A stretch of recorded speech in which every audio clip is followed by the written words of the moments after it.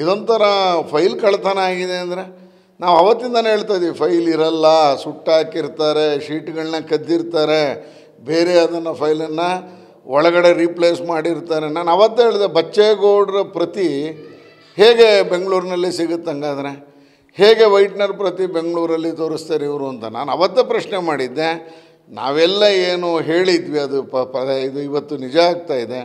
ಮೈಸೂರು ನಗರಾಭಿವೃದ್ಧಿ ಪ್ರಾಧಿಕಾರದಿಂದ ಫೈಲ್ಗಳು ನಾಪತ್ತೆ ಆಗಿದೆ. ನಾಪತ್ತೆ ಆಗಿರೋ ಫೈಲು ಬೆಂಗಳೂರಲ್ಲಿ ಸಿಗುತ್ತೆ. ನಾನು ಅದಕ್ಕೆ ಅವತ್ತು ಹೇಳಿದ್ದು, ಭೈರತಿ ಸುರೇಶ್ ಕಚೇರಿಯನ್ನು ರೈಡ್ ಮಾಡಿ, ಇ ಡಿ ಅವರೇ ನೀವು ಭೈರತಿ ಸುರೇಶ್ ಮನೆಯೋ ಕಚೇರಿನೋ ರೈಡ್ ಮಾಡಿ ಅಂತ ಹೇಳಿದ್ದೆ ಅವತ್ತು. ಅಲ್ಲೇ ಸಿಗೋಕ್ಕೆ ಸಾಧ್ಯ ಅದು, ಮೈಸೂರು ಮೂಡಾದಲ್ಲಿ ಇಲ್ಲ ಅನ್ನುವಂಥದ್ದನ್ನು. ಹಾಗಾಗಿ ನಾವೇನು ಹೇಳ್ತಾ ಇದ್ದೀವಿ ಅದಕ್ಕೆ ಪುಷ್ಟೀಕರಿಸುವಂಗೆ ದಾಖಲೆಗಳೆಲ್ಲ ಲಭ್ಯ ಆಗ್ತಿದೆ.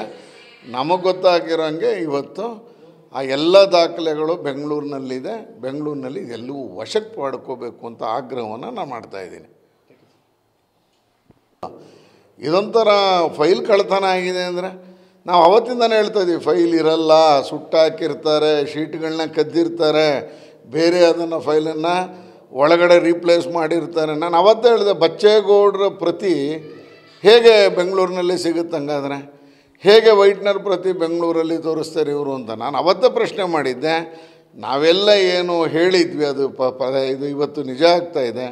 ಮೈಸೂರು ನಗರಾಭಿವೃದ್ಧಿ ಪ್ರಾಧಿಕಾರದಿಂದ ಫೈಲ್ಗಳು ನಾಪತ್ತೆ ಆಗಿದೆ. ನಾಪತ್ತೆ ಆಗಿರೋ ಫೈಲು ಬೆಂಗಳೂರಲ್ಲಿ ಸಿಗುತ್ತೆ. ನಾನು ಅದಕ್ಕೆ ಅವತ್ತು ಹೇಳಿದ್ದು, ಭೈರತಿ ಸುರೇಶ್ ಕಚೇರಿಯನ್ನು ರೈಡ್ ಮಾಡಿ, ಇ ಡಿ ಅವರೇ ನೀವು ಭೈರತಿ ಸುರೇಶ್ ಮನೆಯೋ ಕಚೇರಿನೋ ರೈಡ್ ಮಾಡಿ ಅಂತ ಹೇಳಿದ್ದೆ ಅವತ್ತು. ಅಲ್ಲೇ ಸಿಗೋಕ್ಕೆ ಸಾಧ್ಯ ಅದು, ಮೈಸೂರು ಮೂಡಾದಲ್ಲಿ ಇಲ್ಲ ಅನ್ನುವಂಥದ್ದನ್ನು.